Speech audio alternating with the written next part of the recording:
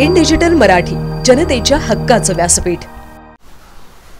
छत्रपती शिवाजी महाराजांच्या पराक्रमाची साक्ष देणाऱ्या आणि ऐतिहासिक कल्याणचे सांस्कृतिक वैभव असलेल्या दुर्गाटी किल्ल्याच्या बुरुजाचा भाग गुरुवारी 13 तारखेला रात्रीचा सुमारास ढासळला।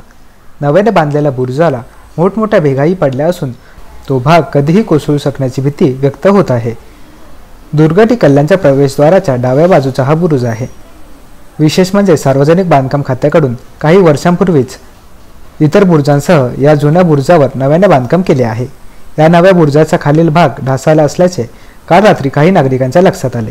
दुर्गाटी किल्ल्यावरील मंदिराच्या बाहेरील चौतराही एका बाजूने खचू लागला असून त्याची आणि या बुरुजाची तातडीने डागडुजी करणे आवश्यक बनले आहे।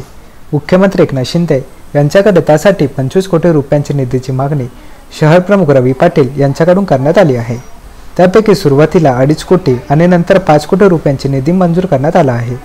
कल्याणच्या या दुर्गाटी किल्ल्याचे ऐतिहासिक महत्त्व असून छत्रपती शिवाजी महाराजांनी या किल्ल्याचे भौगोलिक स्थान लक्षात घेऊनच कल्याणच्या खाडी किनारे स्वराज्याच्या पहिल्या आरमाराची उभारणी केल्याचे सांगितले जाते।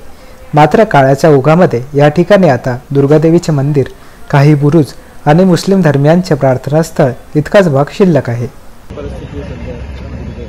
कल्याण शहराचा हा ऐतिहासिक किल्ला म्हणून दुर्गाटी किल्ला ओळखला जातो आणि या किल्ल्याचं रात्री 12:30 नंतर या ठिकाणी पावसामुळे हा बुरुज कोसळला असा आम्हाला फोन आला रात्री आणि त्या अनुषंगाने सकाळी सर्व कल्याण शहरातील हिंदू बांधव, शिवसैनिक यांना आम्ही पाचारण केलं की आपल्याला किल्ल्याची पाहणी करायची।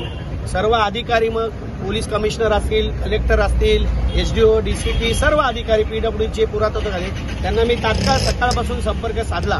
सकाळपासून 9 वाजेपासून सगळी मंडळी या ठिकाणी मी त्यांच्याशी संपर्कात होतो आणि त्यांनी आम्हाला आश्वासन दिले की येत्या 2-3 दिवसात पहिलं 5 कोटीचं काम आपलं सुरू होईल आणि दुसऱ्या 5 कोटीच्या पदवीवरची जशी निवडणूक संपली त्याच्यानंतर 2-3 दिवसात तेही काम सुरू होईल।